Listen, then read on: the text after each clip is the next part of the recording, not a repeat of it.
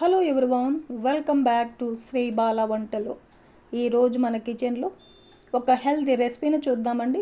పాలకూర ఆలూతో ఒక కమ్మనైన రెసిపీని చూద్దాం. ఈ స్టైల్లో కర్రీని ప్రిపేర్ చేశారంటే పాలకూర అంటే ఇష్టం లేని వారు కూడా కమ్మగా ఎంజాయ్ చేస్తూ తినేస్తారండి. అంత టేస్టీగా ఉంటుందన్నమాట ఈ కర్రీ. రైస్కే కాదండి, చపాతీ, రోటీ, పుల్కా కూడా సూపర్ అంటే సూపర్గా ఉంటుంది. మరైతే లేట్ చేయకుండా మనం ప్రాసెస్లోకి వెళ్ళిపోదాం. ఆలు పాలకూరతో కమ్మనైన రెసిపీని ఎలా ప్రిపేర్ చేసుకోవాలి అనేది చూసేద్దాం పదండి. నేను ఇక్కడ 2 ఆలుగడ్డలు తీసుకున్నాను. పైన స్కిన్ తీసేసి కొంచెం ఇలా పెద్ద పెద్ద పీసెస్గా కట్ చేసుకొని వాటర్లో వేసేసి పెట్టేసుకుందాం. ఒక కట్ట పాలకూర తీసుకున్నాను. పాలకూరని ఒక 2-3 సార్లు నీట్గా కడిగేసి ముదురు కాడలను తీసేసి లేత కాడలతో పాటే చిన్న చిన్న పీసెస్గా కట్ చేసుకోవాలి. ఇప్పుడు ఒక మిక్సీ జార్ పెట్టేసుకొని 1 ఇంచి అల్లాన్ని ఇలా పీసెస్గా కట్ చేసి వేసేసుకోవాలి. 7-8 వెల్లుల్లిపాయలని పొట్టు తీసేసి వేసేసుకుందాం. ఒక 2 పచ్చిమిర్చిని తుంచేసి వేసేసుకొని మెత్తగా మిక్సీ బట్టి పెట్టుకోవాలి. ఇప్పుడు స్టవ్ ఆన్ చేసి ఒక ప్యాన్ పెట్టేసుకొని ఒక 2 టేబుల్ స్పూన్లు ఆయిల్ వేస్తున్నాను. ఒక 1/2 టేబుల్ స్పూన్ ఆవాలు, 1/2 టేబుల్ స్పూన్ జీలకర్ర, ఒక 2-3 ఎండుమిర్చిని తుంచేసి వేసేసుకొని ఆవాలు చిటపట అనేంత వరకు వేయించుకోవాలి. ఇలా ఫ్రై చేసుకున్నాక ఒక పెద్ద ఉల్లిపాయని ఇలా పీసెస్గా కట్ చేసి వేసేసుకొని వేయించుకుందాం. ఉల్లిపాయలని ఇలా ఫ్రై చేసుకున్నాక మిక్సీ పట్టి పెట్టుకున్న పచ్చిమిర్చి, అల్లం వెల్లుల్లి పేస్ట్ని వేసేసుకొని వేయించుకుందాం. ఇలా ఫ్రై చేసుకున్నాక కట్ చేసి పెట్టుకున్న ఆలు ముక్కల్ని వేసేసుకుందాం. ఒక 2 టమాటోల్ని ఇలా పీసెస్గా కట్ చేసి వేసేసుకోవాలి. టమాటోల్ని, ఆలు పీసెస్ని ఒకసారి కలిపేసుకొని మూత పెట్టేసి లో ఫ్లేమ్లో ఒక 10 నిమిషాల పాటు కుక్ చేసుకుందాం.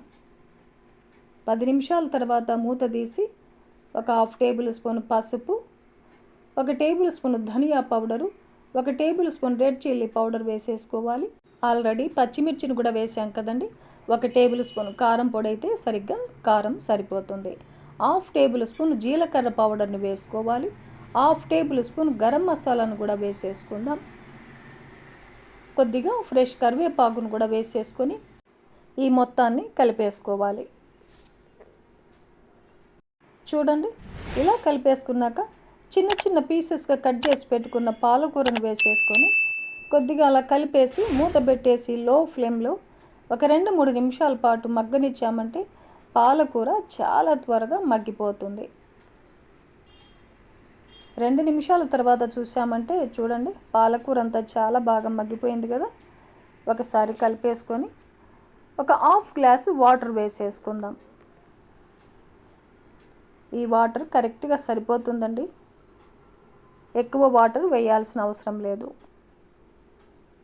వాటర్ వేసేసి ఇలా కలిపేసుకొని మూత పెట్టేసి మరో 10 నిమిషాల పాటు లో ఫ్లేమ్లో మగ్గనివ్వాలి. 10 నిమిషాల పాటు లో ఫ్లేమ్లో కుక్ చేసుకున్నాక ఒకసారి ఆలు పీసెస్ని చెక్ చేసుకోవాలి. చూడండి, మెత్తగా కట్ అయిపోతుంది కదా. ఇప్పుడు టేస్ట్కి సరిపడా సాల్ట్ని వేసేసుకోవాలి. ఒక 2-3 టేబుల్ స్పూన్లమైన కొత్తిమీరను కూడా ఇలా పీసెస్గా కట్ చేసి వేసేసుకొని కలిపేసుకుందాం.